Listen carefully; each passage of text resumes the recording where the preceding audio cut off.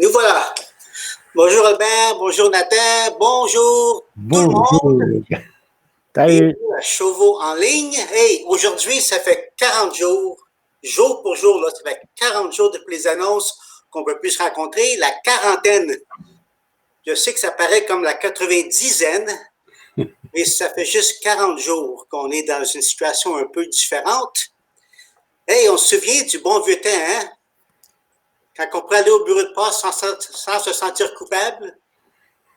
Quand on marchait sur le trottoir sans calculer 2 mètres chaque fois qu'une personne commençait à passer devant nous. Peut-être pire encore, quand on n'avait pas des flèches à suivre dans le Walmart.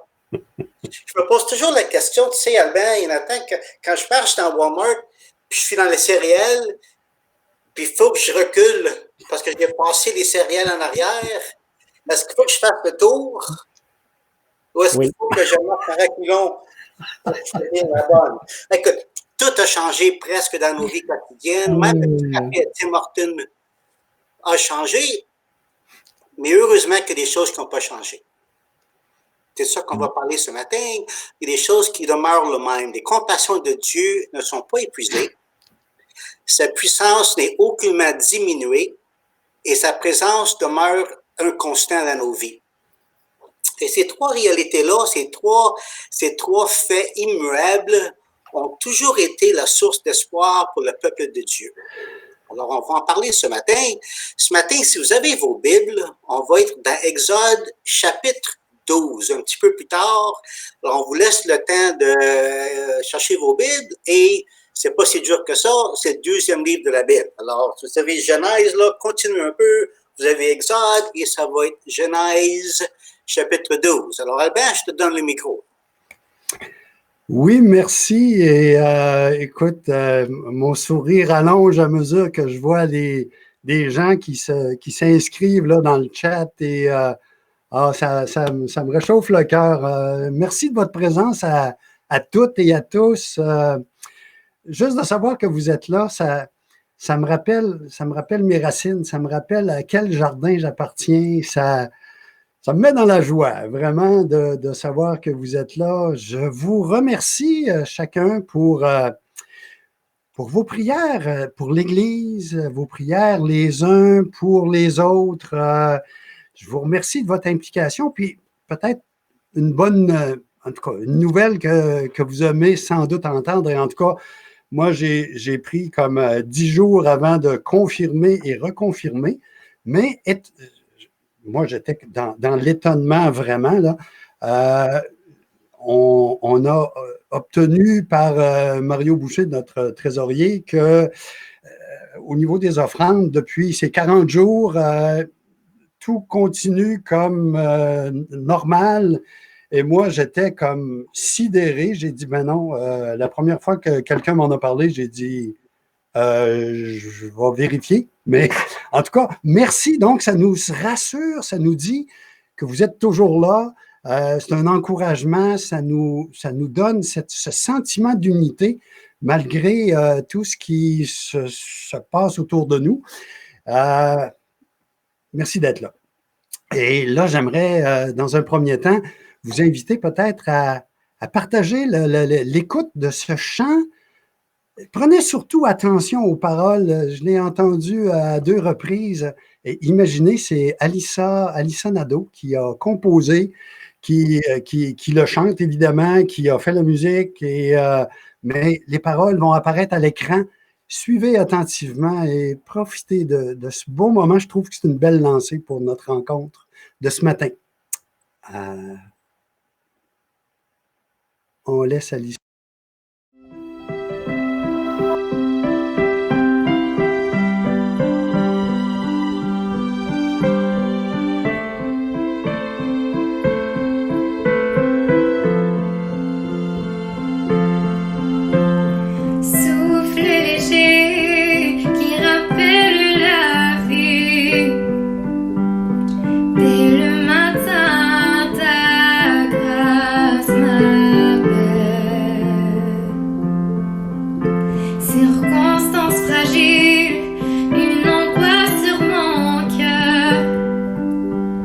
Je me souviens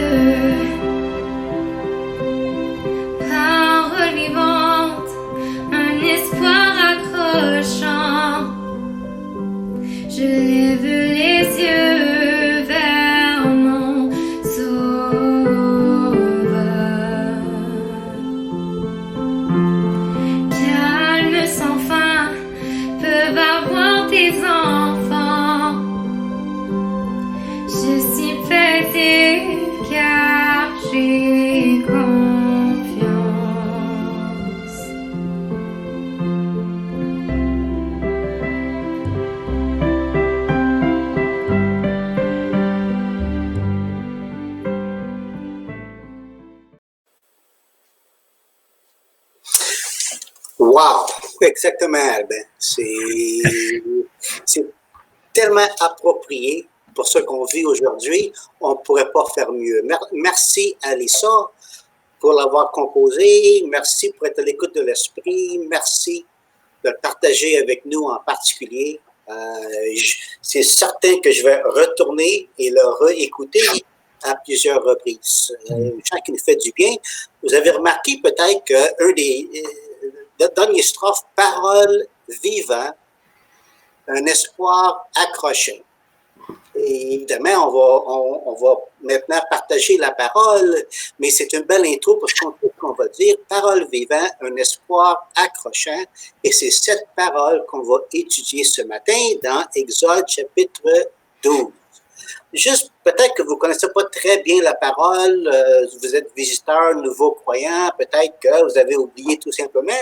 Je vais expliquer le contexte un petit peu de qu'est-ce qui se passe dans Exode chapitre 12. C'est un passage bien connu. C'est le début de la Pâque juive. Le peuple de Dieu se trouve en Égypte, en esclavage et en souffrance. Et le Créateur voit leur souffrance.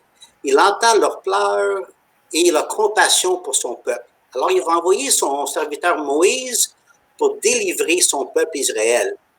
Super de bon plan, excepté que le Pharaon n'est pas du tout d'accord avec le plan.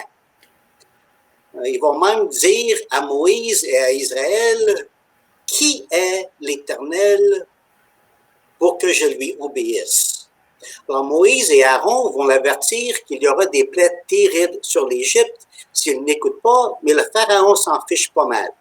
Il ne veut rien savoir. Dans notre texte ce matin, nous sommes rendus à la dernière plaie dans Exode 12, la 10e, la pire, la mort des premiers-nés en Égypte. Mais malgré les 9 plaies qui viennent juste de se passer, l'orgueil de Pharaon l'emporte. Et il dit, même si la 10e plaie va être terrible, je ne laisse pas partir le peuple Israël. Le jour avant la plaie, Dieu parle à son peuple Israël. Voici ce que Dieu dit à son peuple le jour avant la plaie. Il y a des consignes à suivre. Bon. Il y a quelques semaines qu'on entend ça. Il y a des consignes à suivre. Ce sera dangereux dehors. Vous allez rester dans vos maisons. Si vous ne sortez pas, vous serez en sécurité. Si le sang de l'agneau est sur vos portes et vous ne sortez pas, ça va bien aller. Alors, regardons le texte. Albert?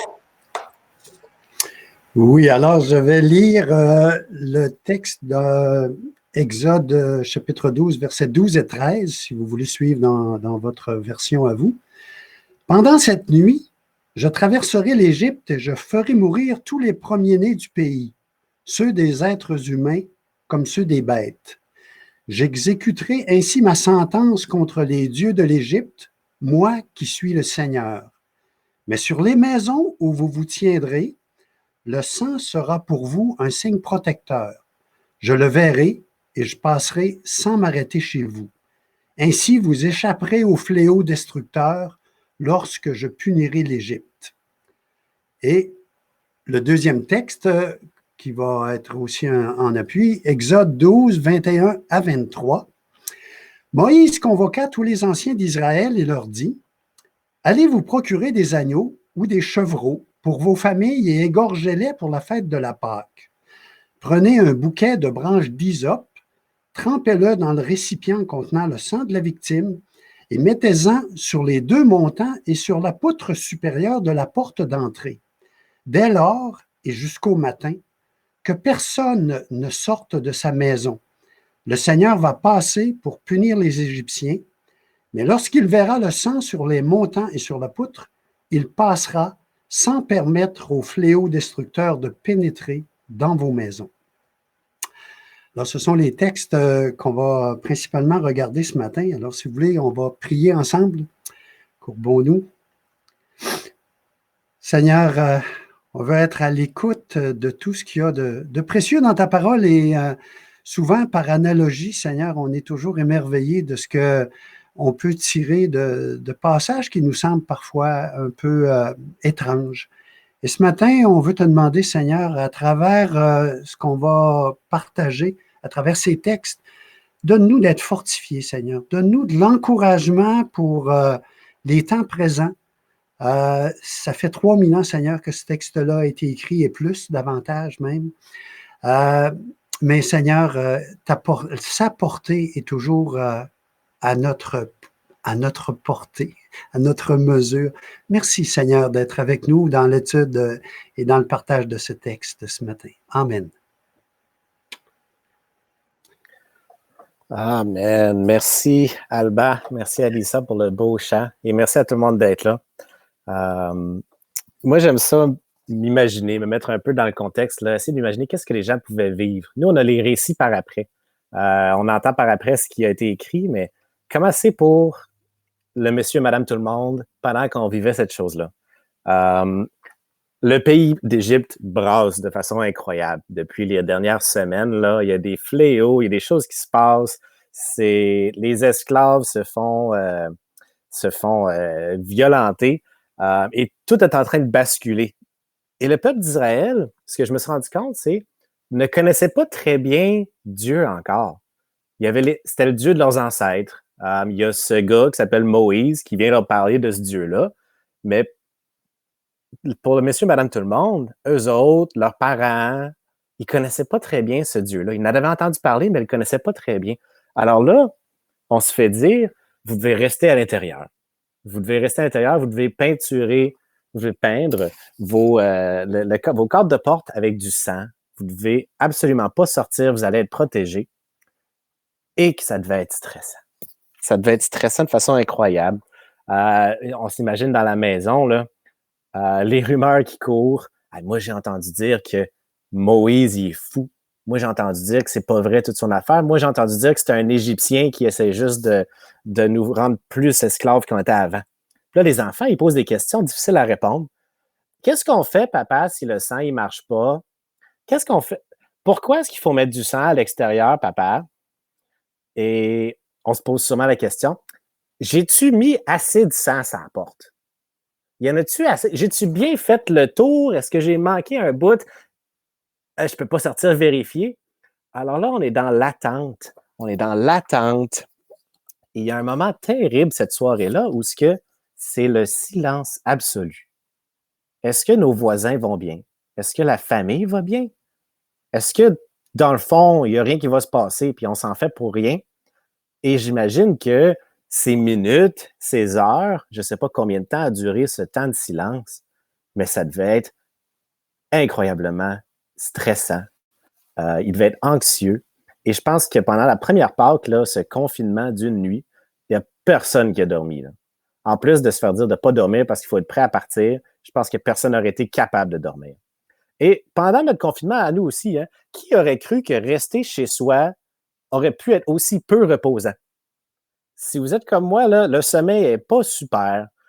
Les journées sont longues, mais presque insignifiantes. On ne se rappelle plus ce qui s'est passé le lendemain. On ne sait pas ce qui va se passer demain. Et on vit un stress similaire à celle que les Israélites ont vécu. Mais ce matin, on va voir 3 réalités qui ont fait toute la différence pendant cette nuit-là et qui font toute la différence pendant notre confinement à nous. Premièrement, la présence de Dieu. Deuxièmement, la protection de Dieu. Et 3, les promesses de Dieu. Pour eux et aujourd'hui, pour nous. Et la première chose qui faisait toute la différence, c'était la présence de Dieu. Et on se pose souvent la question, on entend souvent la question, où est Dieu ou où était Dieu quand telle chose est arrivée? Ben, on a une réponse évidente et très théologique. Dieu est partout. Ben oui, on le sait très bien, Dieu est omniprésent. C'est effectivement vrai. Pour moi, c'est un peu comme quand, bon, vous savez très bien, quand des enfants sont dans la voiture. Et là, c'est long. Papa, quand est-ce qu'on arrive? Moi, Ézéchiel, il ne fait pas ça encore, mais j'ai aucun doute que ça va venir bientôt. Quand est-ce qu'on arrive? Et là, on répond, on arrive quand que on va arriver. On va arriver quand on va arriver. C'est un peu la même sorte de réponse que Dieu est omniprésent. C'est vrai qu'on va arriver quand on va arriver, mais ça ne m'aide pas, moi, dans la voiture qui n'a pas de contrôle sur la situation puis qui ne sait pas qu'est-ce qui se passe. Mais en plus d'être partout, Dieu est à 2 endroits particuliers. Et tout d'abord, Dieu est sur son trône. Dieu est sur son trône. Et on a le verset d'Exode 15, dans Exode 15, où ce que les Israélites viennent de sortir d'Égypte. Tout est fini. Ils ont traversé la mer Rouge et ils font un gros chant. Il y a de la danse, il y a de la célébration. Et c'est ça que Moïse et Myriam, oui, c'est ça, hein? C'est Myriam, me semble. Les deux autres sont sur mute, alors ça se peut que je me trompe, puis c'est tout. L'Éternel est ma force et le sujet de mes louanges. C'est lui qui m'a sauvé. Il est mon Dieu, je le célébrerai. L'Éternel régnera éternellement et à toujours. Et dans une autre version, c'est l'Éternel régnera à perpétuité. Je ne sais pas si vous le saviez, on est encore dans le à toujours. Ça fait 3000 ans que ça a été dit, on est encore dans le à toujours. Ça n'a pas fini cette séance de temps-là. Là. Et une chose que je me suis rendu compte en pensant à ça, là, que Dieu est sur son trône, c'est il y a deux trônes en conflit ici. Il y a Pharaon, qui est l'oppresseur, le propriétaire des esclaves, et il y a Dieu, le libérateur. Mais c'est un thème à travers la Bible et à travers l'histoire de l'Église aussi, Dieu versus les autorités. On a dans Égypte, quand que Moïse et Aaron arrivent devant Pharaon, le roi, le trône, et disent « Dieu veut que tu laisses partir son peuple ». Pharaon répond « Qui est l'Éternel pour que je lui obéisse en laissant partir d'ici les Israélites? Je ne le connais pas, aussi ne les laisserai-je pas partir. » On a une compétition pour le trône. Qui est-ce qui va réussir à avoir le trône? On a Égypte, on a aussi Babylone dans Daniel. Et je ne lirai pas l'histoire au complet. Vous pourrez aller le lire par vous-même. Je me fie à vos connaissances que vous avez déjà. Dans Daniel 3, on a 3 amis juifs, Shadrach, Meshach et Abednego, qui refusent d'adorer l'idole du roi de Babylone, Nabuchodonosor. Et Nabuchodonosor, il les prend, il les amène devant lui, puis là, il veut les encourager. Il veut leur donner une chance. Il dit, bon, vous avez refusé la première fois, mais écoute, je vous laisse une deuxième chance. Si vous refusez de l'adorer, mon idole, vous serez jeté aussitôt dans la fournaise où brûle un feu ardent. Et quel est le Dieu qui pourrait alors vous délivrer de mes mains? Alors, on a Nabuchodonosor qui dit, en fait, il n'y a pas de Dieu plus puissant que moi. C'est ça qu'il est en train de dire. Il n'y a aucun Dieu qui pourrait vous délivrer de mes mains. Je suis le roi du monde. C'est ça qu'il dit. Et même plus tard, à Rome, changement complètement de contexte, mais dans Acte 12, Hérode essaye la même affaire. Vers la même époque, le roi Hérode se met à maltraiter quelques membres de l'Église. Il fit tuer par l'épée Jacques, le frère de Jean, et quand il s'aperçut que ça plaisait aux Juifs, il fit aussi arrêter Pierre. Ah, il y a une nouvelle petite secte chrétienne, là, ils parlent d'un Dieu, ils parlent d'un Jésus. Ben, je vais leur montrer c'est qui le chef, vraiment. Ils vont voir que c'est Hérode, le chef.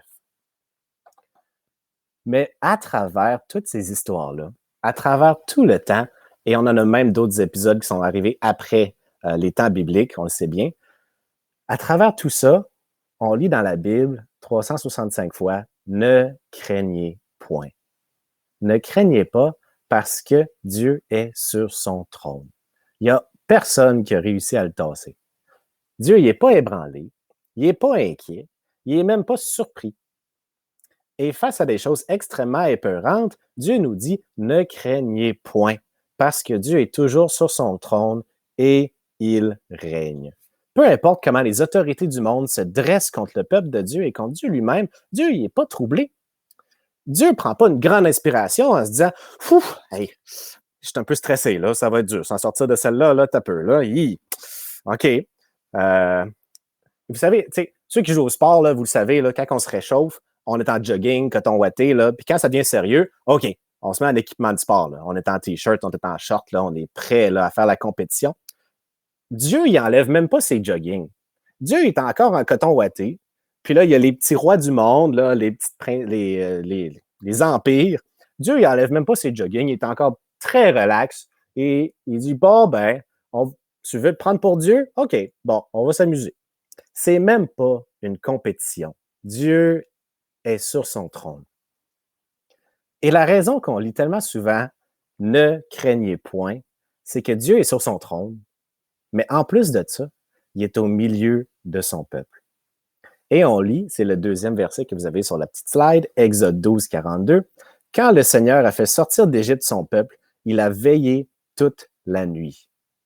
De la même façon, les Israélites veilleront toute la nuit de génération en génération. En effet, cette nuit-là appartient au Seigneur. Mais quand les Israélites veillaient, ils ne dormaient pas cette nuit-là, Dieu aussi était là et il veillait avec eux.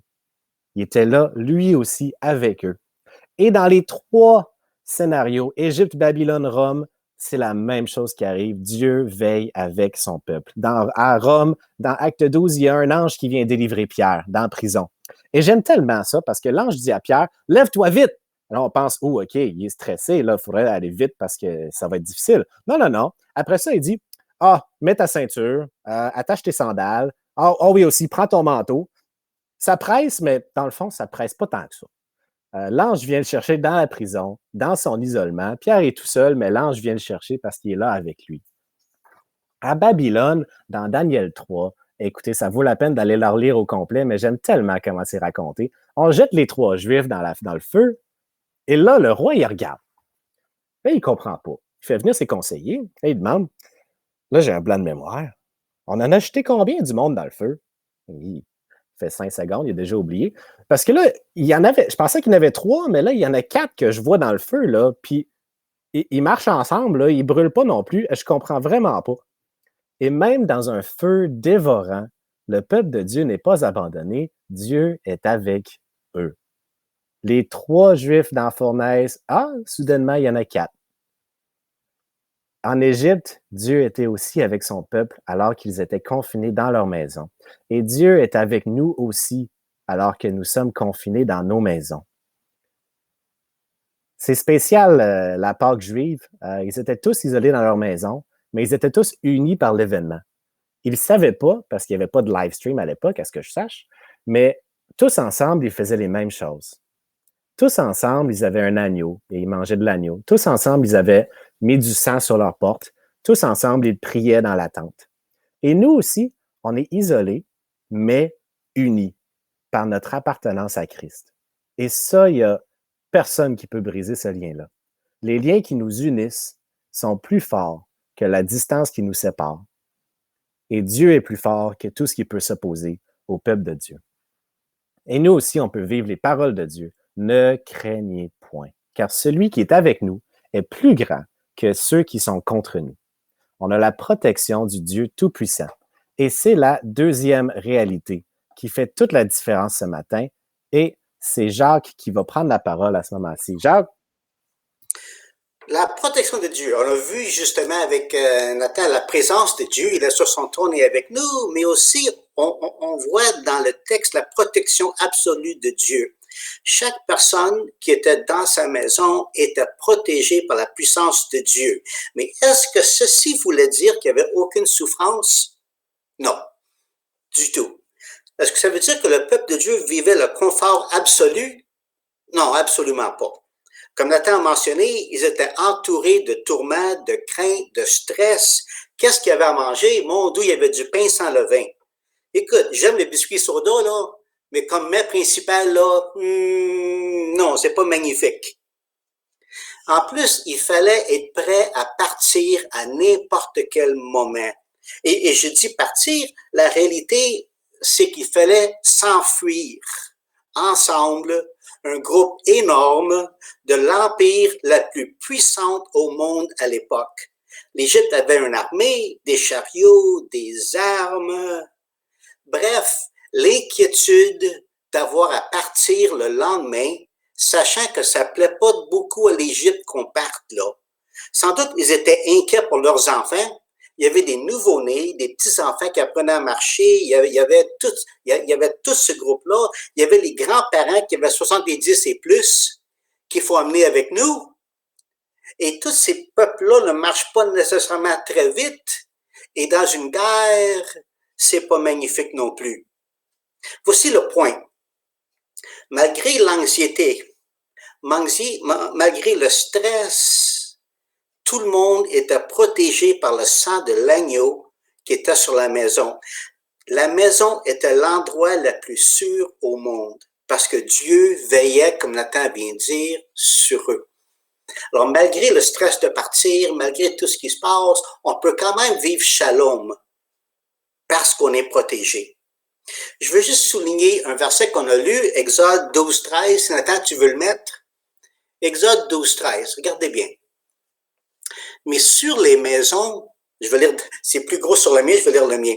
Mais sur les maisons où vous habitez, le sang sera un signe qui vous protégera. Je verrai le sang et je passerai au-dessus de vos maisons sans m'arrêter. Ainsi, quand je frapperai l'Égypte, le malheur qui détruit ne vous atteindra pas. Ainsi, quand je frapperai l'Égypte, le malheur qui détruit ne vous atteindra pas. Clarifions quelque chose ce matin. La protection en vue dans Exode 12, 13 visait le jugement de Dieu sur l'Égypte. Il y avait quand même, mes amis, des personnes dans les maisons sécuritaires, protégées par le sang, qui avaient sans doute des cataractes, qui souffraient de l'arthrite, qui avaient des cancers, qui avaient des ongles incarnés. Ne riez pas. Quand il faut fuir rapidement avec des ongles incarnés, c'est pas nécessairement plaisant. Juste parce que tu es dans la maison, ça ne veut pas dire que vous ne souffrez pas. Oui, ils étaient protégés, mais quand même dans ce monde. Ils étaient à l'abri du jugement de Dieu, mais ils vivaient les difficultés qu'on vit ici dans le monde, pareil comme nous. Malgré le fait qu'on est protégé par le sang de l'agneau, on vit quand même des difficultés et ça, c'est absolument normal. Alors, sommes-nous garantis de ne pas souffrir, de ne pas attraper le virus, de ne pas mourir? Non. Je dirais, et je ne veux pas être trop dur, mais je pense que c'est important pour nous de voir la réalité en face. C'est probable que certains de notre communauté attraperont le virus. C'est juste probable. C'est possible que la mort en suive. Et si pas ce virus, peut-être un autre. Alors, Jacques, de quoi est-ce que je suis protégé, moi, ce matin? Laissez-moi relire la fin de Exode 12, 13. Le malheur qui détruit ne vous atteindra pas. Le malheur qui détruit ne vous atteindra pas. Israël était parfaitement protégé du jugement de Dieu. L'instant, le moment où Dieu voyait le sang de l'agneau, la sécurité était absolue. Pour le croyant couvert par le sang de l'agneau, la destruction ne nous atteindra pas. Mais Jacques, tu viens de dire c'est possible que j'en meure. Oui. Oui. C'est possible que je meure. Pas juste possible, à part le retour du Seigneur, c'est pas mal inévitable. On va tous mourir. Mais pour le croyant, je répète, pour le croyant, la mort n'est pas la destruction, mais la promotion. Pour nous, le pire qui peut arriver selon ce monde-là, c'est qu'on peut en mourir. Voici ce que Paul dit concernant la mort. Car Christ est ma vie, Philippiens 1, 21, et la mort m'est un gain.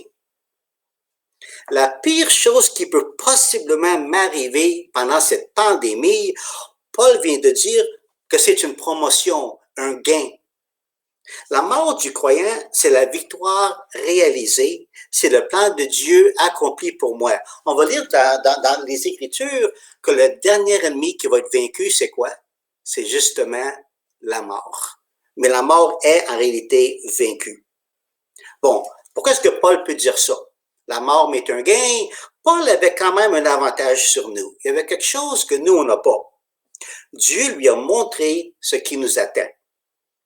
Dans une vision, Dieu va dire à Paul, tiens, je vais te montrer quelques petites choses, Paul. Premièrement, je vais te montrer ce que tu vas souffrir pour moi et honnêtement, c'est intense. Très peu de nous vont avoir à souffrir ce que Paul avait à souffrir. Lapidation, fouette, emprisonnement, quoique confinement, emprisonnement, mais disons que Paul l'avait pire que nous. Puis là, Dieu va dire, tiens, viens voir, Paul, je vais te montrer ce qui va se passer après. Je vais te montrer le ciel. Je vais te montrer comment ça va être une fois que tu vas mourir. Et Paul regarde ça et il dit, est-ce qu'on peut peut-être sauter la partie lapidation? Est-ce qu'on peut sauter la partie et aller direct? Parce que mourir m'est un gain, selon Paul.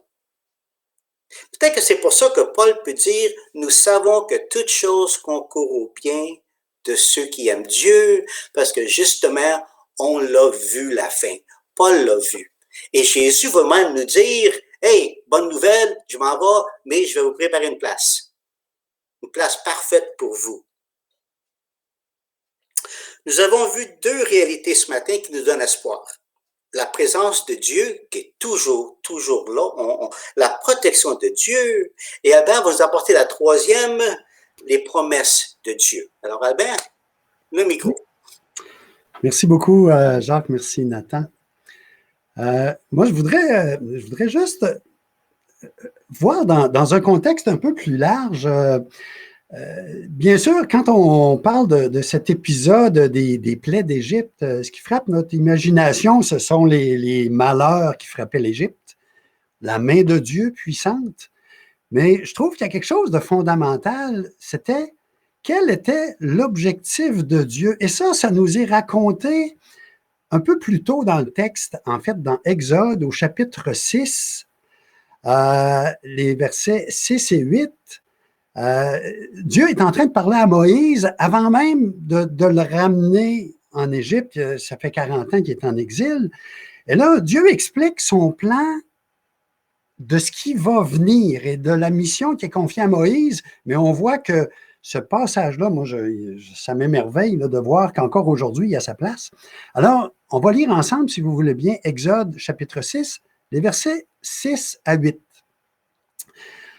C'est pourquoi il parle à Moïse, Dieu l'Éternel, il dit, c'est pourquoi dis aux Israélites, je suis l'Éternel, je vous libérerai des travaux dont vous chargent les Égyptiens, je vous délivrerai de leur esclavage et je vous rachèterai avec puissance et par de grands actes de jugement.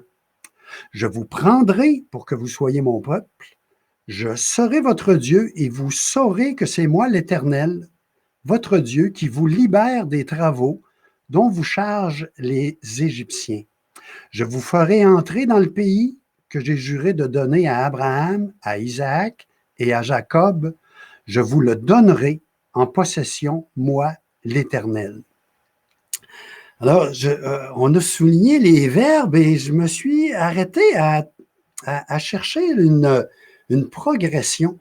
Et lorsque on regarde le premier geste que Dieu voulait poser, les premiers verbes nous l'indiquent, je vous libérerai, je vous délivrerai et je vous rachèterai. Alors, il s'agissait d'abord de les sortir de la servitude de Pharaon, qui, bien, on le sait, il les utilisait vraiment à la méthode d'un tyran. Là. Ils étaient surchargés de travaux. Mais ce qui me frappe dans ce passage-là, c'est que 3000 ans plus tard, c'est une analogie que nous, les croyants d'aujourd'hui, on peut encore transporter. Je m'interrogeais parce que le mot qui me frappait vraiment, c'est « je vous délivrerai de l'esclavage ». Et je me rends compte à quel point, encore aujourd'hui, lorsque le Seigneur s'approche de nous, nous fait voir ce qu'il nous propose, c'est d'abord de nous rendre libres de ce qui nous attachait, de couper ces liens qui nous retenaient dans la convoitise de toutes sortes. Et je réfléchissais à un chant qu'on chante parfois, libre de nos chaînes, nous marchons vers toi, et je m'appropriais un peu ces mots du chant d'aujourd'hui à cette époque. Et, écoute, ça couvre 3000 ans, c'est quand même extraordinaire. Et je réalisais en même temps que on est des croyants, On peut, évidemment, Dieu nous a enlevé un fardeau, une peur, il peut nous enlever, nous délivrer d'une mauvaise habitude. Il nous offre tout ça dans nos vies. Mais il arrive parfois qu'on reste un peu trop peut-être confortable dans ce qui est notre servitude. Et on sait que dans l'histoire du peuple d'Israël, lorsqu'ils vont se déplacer vers la terre promise, hein, combien c'était bon les choux de l'Égypte, etc. Là. Donc, Dieu nous offre en premier lieu, et comme il l'a offert aux Israélites de l'époque, de les libérer de ces chaînes qui les retenaient. Le deuxième geste, et ça on les retrouve dans les verbes qui vont suivre, je vous prendrai, je serai votre Dieu. Et on sait fort bien dans l'histoire, les Israélites, bon, ils ont traversé la mer Rouge, ils ont marché dans le désert, ils ont construit le tabernacle et ils se sont même égarés à un moment donné, mais il y avait un voyage qui était en cours. Et je me disais que si je le transpose dans le monde d'aujourd'hui, dans ma réalité à moi, à partir du moment où on est libéré de nos chaînes, on s'engage sur un chemin nouveau. Un chemin qu'on ne connaît pas très, très bien au départ, mais qui va se révéler juste à mesure. Au jour le jour, on découvre « Ah, Dieu m'amène là, je ne comprends pas très bien. » Mais je me rappelais, et sans doute, une petite histoire, j'ai pas beaucoup de souvenirs de ma petite enfance, là, mais je me souviens quand j'étais enfant, et je me souviens après, comme papa, là, de ce que, quand mes enfants, je faisais un voyage avec eux en automobile durant la nuit, et je me rappelle quand moi j'étais enfant, donc, à un moment donné, tu t'endors sur le banc arrière, et là, tout à coup, l'auto arrête. Bon, tu te dis, mais qu'est-ce qui se passe? Un feu de circulation, il y a un arrêt obligatoire. Mais mon père est au contrôle, c'est lui qui conduit. À cette époque-là, c'était le papa toujours. Là. Mais il y a quelqu'un à qui je fais confiance et je peux donc, je suis assoupi, je me rendors là-dessus et je continue la route. Le voyage, ça continue. Et un peu plus loin, il y a des chaos dans la route. Et là, ça me réveille encore. Mais non, il n'y a pas de problème. Je peux continuer, etc. Et je trouvais que c'était une belle illustration, en tout cas dans ma tête à moi, là, dans ma tête d'enfant, puis dans ma tête d'adulte encore aujourd'hui. Ça demande de la confiance de notre part de dire il y a quelqu'un qui est au contrôle. Aux yeux des non-croyants, ils vont peut-être appeler ça de la crédulité, mais c'est l'illustration de notre foi en réalité. J'avais confiance que mon père avait le contrôle de la situation lorsqu'il conduisait l'automobile. J'ai rien à craindre encore aujourd'hui parce que je sais que je suis précieux aux yeux de Dieu. Il arrive parfois qu'on trouve la route est un peu longue. On trouve qu'elle est chaotique. Mais Jésus a dit, je suis le chemin, le chemin, la vérité, la vie. Et finalement, le troisième geste, il dit, je vous ferai entrer dans le pays. La destination, elle est certaine. Même si l'heure d'arrivée peut parfois nous paraître lointaine, l'heure d'arrivée, il y aura peut-être des vents contraires, mais peu importe, il y a un bon pilote et cette destination-là, elle nous est assurée. Les Israélites, eux, à l'époque, quand l'Éternel parlait à Moïse, on sait que leur chemin était bien long. Ils ont manifesté de l'incrédulité. Durant 40 ans, ils ont tourné en rond.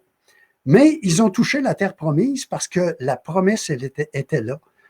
Que ce soit tôt, que ce soit tard, pour nous, croyants aujourd'hui, il y a une terre promise qui nous est destinée. C'est là notre ancre, c'est là notre assurance que nous rejoindrons notre Sauveur pour l'éternité. 3 engagements, donc, de l'Éternel envers Moïse, puis du peuple israélite qui nous est raconté dans Exode. Mais je trouve que c'est un magnifique parallèle du cheminement que nous connaissons aussi avec Dieu encore aujourd'hui. Son engagement n'a pas changé envers son peuple, puis nous sommes son peuple aujourd'hui. Nous sommes ses enfants. Et réfléchissant devant ce texte-là, je me rends compte que tous les humains sont quelque part dans l'une ou l'autre de ces étapes.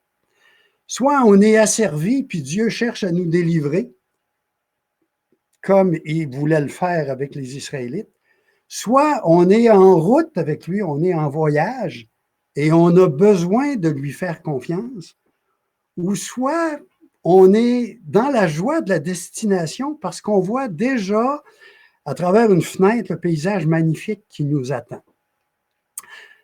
Je ne sais pas devant lequel de ces promesses vous vous trouvez ce matin, mais à travers vous allez nous le partager probablement. Est-ce que c'est la fin d'un fardeau pour vous aujourd'hui? Est-ce que c'est la confiance devant la route qui se déroule, mais il y a un bon pilote, on n'a rien à craindre? Ou si c'est la joie devant l'évidence de ces bénédictions, mais à quelque part, il me semble qu'on est tous devant une de ces certitudes. Et merci Seigneur pour ces promesses, ces engagements. Alors, je te laisse la parole, Nathan.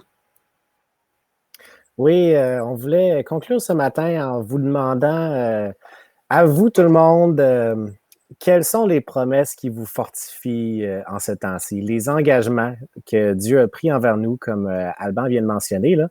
Et pendant qu'on attend vos commentaires, Jacques, qu'est-ce que tu voudrais partager, toi? C'est quoi les promesses qui te Oui, mais fortifient justement, on a parlé de la difficulté que les Israélites avaient en attendant le lendemain matin. Et Dieu ne promet jamais qu'on n'aura pas de souffrance, mais ma promesse ce matin que j'aime, Apocalypse 21:4, Dieu, il essuiera toute larme de leurs yeux. La mort ne sera plus. Il n'y aura plus ni deuil, ni plainte, ni souffrance. Je peux ajouter ni confinement, et ni mettez votre liste là. Ni plainte, ni souffrance, car ce qui était autrefois a définitivement disparu. Ce qui nous attend est magnifique. Je me souviens quand Nathan était tout petit, là. Il y avait un accident de vélo, comme tous les gens vont avoir, puis le genou était un petit peu mal à manger, tout ça, là. Puis il courait vers moi, puis je le prenais. Et mon rôle, c'était d'essuyer les larmes, l'encourager, le conforter, de penser que Dieu va faire ça pour moi un jour. Il va me prendre sur ses genoux, il va m'essuyer toutes les larmes, il va dire « Bienvenue à la maison ». Oui, vraiment, vraiment. Et pendant que les commentaires rentrent encore, Alban, oui, est-ce que tu voudrais moi, j'ai un pour toi? verset qui, depuis que j'ai accepté le Seigneur, vous savez que j'avais quand même, je m'étais égaré un bon moment moi aussi, mais quelque chose qui m'a toujours, je dirais, qui me revient souvent en tête. Vous savez, dans le psaume 127, il y a un verset qui dit c'est inutilement que vous vous levez tôt, que vous vous couchez tard et que vous mangez un pain gagné avec peine. Il en donne autant à ses bien-aimés pendant leur sommeil. Et moi, personnellement, je trouve que parfois, quand je me couche, puis j'ai des pensées là, qui m'absorbent de toutes les façons, juste de me rappeler de ce verset-là, ça me dit, écoute, là, laisse le contrôle. Le Seigneur s'occupe de ça. Et c'est un verset qui est chaud à mon cœur depuis que la première fois que je l'ai lu. Et encore aujourd'hui, malgré le confinement et malgré la quarantaine, je me dis, ça ne sert à rien de s'exciter, de s'énerver. Le Seigneur est au contrôle. Ça, c'est la promesse que j'aime. Amen. Merci, Alban. Moi, je vais partager le mien, puis après ça, on va aller voir vos commentaires. Moi, c'est dans 2 Corinthiens 4. Quand Paul parle que ce trésor, nous le portons dans des vases faits d'argile pour que ce soit la puissance extraordinaire de Dieu qui se manifeste et non notre propre capacité. Et là, il va nommer tout plein d'affaires. Là. Ainsi, nous sommes accablés par toutes sortes de détresse, mais jamais écrasés. On est désemparés, mais pas désespérés. Persécutés, pas abandonnés. Terrassés, mais non anéantis. Oui, nous portons toujours et en tout lieu dans notre corps la mort de Jésus, afin que la vie de Jésus soit elle aussi rendue manifeste par notre corps. Peu importe qu'est-ce qui nous arrive, Dieu est capable d'en faire des choses extraordinaires pour sa gloire. Et ça, moi, ça m'encourage. Ça m'encourage que Dieu est plus grand que les obstacles qui m'arrivent, Dieu est plus grand que les erreurs que je fais, Et tout ça, il va s'en servir pour annoncer son évangile, sa bonne nouvelle de vie et faire sa gloire. Et là, on va aller voir quelques-uns des partages que vous avez faits, chers frères et sœurs de Chauveau. Là. Kevin dit qu'il ne me manquera rien d'essentiel. Ça rassure moi et ma petite famille. Vraiment, oui. C'est tellement... on est confiant de ça. Clémence qui dit que quand Jésus va nous laisser le consolateur, il ne nous abandonne pas. Même si on attend le retour de Jésus, c'est pas comme s'il était absent puis on était abandonné. On a le consolateur, le Saint-Esprit avec nous. Et ensuite, Josué Guérard, je peux tout par celui qui me fortifie. Je peux tout par celui qui me fortifie. Amen. Mireille Paquette, Dieu prend soin de nous. Dieu est au contrôle. Nathalie, arrêtez et sachez que je suis l'Éternel. Isabelle, nous ne savons pas quoi faire, c'est pourquoi nos yeux se tournent vers toi. Et regardez à Dieu, il nous donne sa paix, il est la solution. Je dis, et moi, je suis avec vous tous les jours jusqu'à la fin des temps. Hey, tous les jours jusqu'à la fin des temps. Écoute, wow. Oui. Notre destinée éternelle, comme Jacques l'a dit, comme Robert Tremblay souligne, on sait ce qui s'en vient. Et c'est une promesse. Et on regarde à lui, parce que c'est lui qui est notre courage, notre force. Christelle qui nous dit « L'Éternel est un refuge pour son peuple, un abri pour les enfants d'Israël. » Gilles Fauché encore « Je suis avec vous jusqu'à la fin des temps. » Jocelyne, Psaume 23, « L'Éternel est mon berger. Il me conduit dans des bons pâturages. » Et même dans la vallée de l'ombre de la mort, là, je ne crains aucun mal. Yes. Anaïs, Dieu sera avec nous jusqu'à la fin. Suzanne Poulain, Psaume 94, 19. Excusez, il faudra que je le cherche. Je ne le connais pas par cœur. C'est sûr que je vais vérifier. Lorraine, Dieu est pour nous un refuge et un appui, un secours toujours présent dans la détresse. C'est pourquoi nous sommes sans crainte quand la terre est bouleversée. Amen, dit Judith, et c'est vrai. Annie, Dieu est fidèle à ses promesses, la gage de ma foi.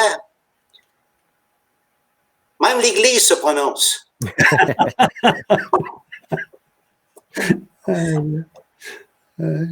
Car j'ai l'assurance que ni la mort, en effet, j'ai l'assurance que ni la mort, ni la vie, ni les anges, domination, ni le présent et l'avenir, ni les puissances, les hauteurs, la profondeur, aucune autre créature ne pourra nous séparer de l'amour de Dieu manifesté en Jésus-Christ, notre Sauveur. Juste que vous sachiez, c'est soit Geneviève, soit Bertrand. Alors, voilà. Bonjour aux deux. Oui, c'est ça. Maudit Jean 14, je vous laisse la paix, je vous donne ma paix. Que votre cœur ne se trouble point, ne s'alarme point, parce que Jésus ne donne pas comme le monde donne. On a cité ici aussi Philippiens 4, 6 à 7. Ne vous mettez en souci pour rien, mais en toute chose, exposez vos demandes à lui, à Dieu, en lui adressant vos prières et vos supplications, tout en exprimant votre reconnaissance. Alors, la paix de Dieu, qui surpasse tout ce qu'on peut concevoir, gardera votre cœur et votre pensée sous la protection de Jésus-Christ. Nathalie qui répète Psaume 23, un texte très précieux. Je suis avec vous tous les jours, l'Éternel est mon berger. Clémence, la paix de Dieu qui surpasse toute intelligence gardera vos cœurs et vos pensées en Jésus-Christ. Philippiens 4, 7. L'Éternel est ma lumière et mon salut. De qui aurais-je peur? L'Éternel est le soutien de ma vie. Qui devrais-je redouter? Merci. Bonjour Suzanne. Suzanne est avec nous. Merci pour vos encouragements. Ça nous encourage aussi, Suzanne. Et c'est tellement beau de voir que ensemble, en tant qu'Église, on peut connecter ensemble. Ça nous fait tellement chaud au cœur de juste lire ce que tout le monde partage, là, puis de donner ce petit temps de partage-là à tout le monde. Là. Stéphanie, merci. Que ses jugements sont insondables et ses voies incompréhensibles, car qui a connu la pensée du Seigneur? Romains 11. Notre Dieu est fidèle. Monsieur Tremblay, encore, on est-tu chanceux, et c'est vrai, on est-tu chanceux, béni de posséder ces belles promesses. C'est différent de ce qu'on entend tous les jours. L'espérance fait toute la différence pour les enfants de Dieu. Amen. Je suis en train de lire Gilles Fauché. Venez à moi, vous tous qui êtes confinés. Oups, fatigués. Je vous donnerai du repos. Merci, Gilles. Oui, oui. On va en lire quelques autres et ensuite on va conclure. Dominique Drolet, merci. Il a plu à l'Éternel de faire de vous son peuple. Voilà pourquoi il ne vous abandonnera pas. Jocelyne, garde-moi comme la prunelle de tes yeux. Cache-moi bien à l'abri, à l'ombre de tes ailes. On est à l'abri avec Dieu. Isabelle, il fait soleil dans mon cœur aujourd'hui et le soleil a réjoui grandement mon cœur. Isabelle, c'est réciproque. Vraiment, le Seigneur nous réjouit ce matin. C'est vraiment beau ce temps qu'on peut avoir. Et un dernier, Véronique et Pierre, venez auprès de moi, vous tous qui portez des charges très lourdes et qui êtes fatigués, et moi je vous donnerai le repos. Oui. Pierre, Psaume 32, je t'instruirai et je te montrerai la voie que tu dois suivre. Je te conseillerai, j'aurai le regard sur toi. Et ce matin, on va terminer avec, on va vous mettre un chant, on ne va pas le chanter, on va vous mettre le chant. Grâce infinie. Et ensemble, on va l'écouter et on va laisser ces paroles nous rappeler justement. En passant, le chant, c'est notre groupe, ce qu'on appelle un peu Corono-Choral, là. Mais c'est des gens de notre église, mixés par Philippe Levasseur, c'est Vicky qui dirige un peu, mais c'est Chauveau qui a produit ce chant-là. Et donc, merci pour tous ceux qui ont participé. Oui, merci. Vraiment. Et merci à tout le monde qui fait tout plein de petites actions qui font en sorte que notre belle communauté reste en vie. Les gens se parlent, les gens s'appellent, les gens se contactent, les gens s'écrivent sur les réseaux sociaux, les gens se rendent visite à 2 mètres pour garder nos relations en vie et montrer à quel point que le corps de Christ dans notre Église et partout dans le monde est vivant et uni, même dans ce temps difficile. Est-ce que vous voulez dire autre chose? Non, allons avec le chant. Allons-y avec le chant. Salut tout le monde, on vous aime. Bye bye.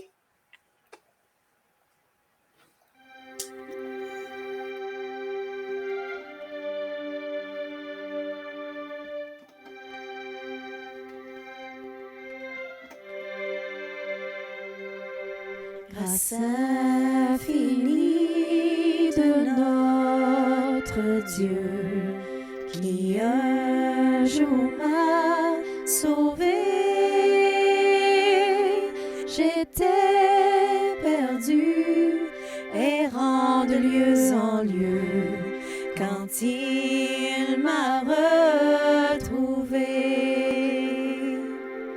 Ma vie fut complètement changée au moment où j'ai cru.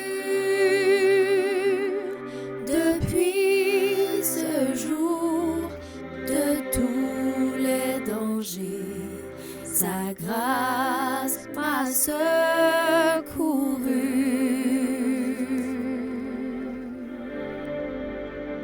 Il me libère, brise mes chaînes, mon Dieu, mon sauveur, paya le prix, toujours nouvelle, sa bonté règne, amour immense, grâce infinie.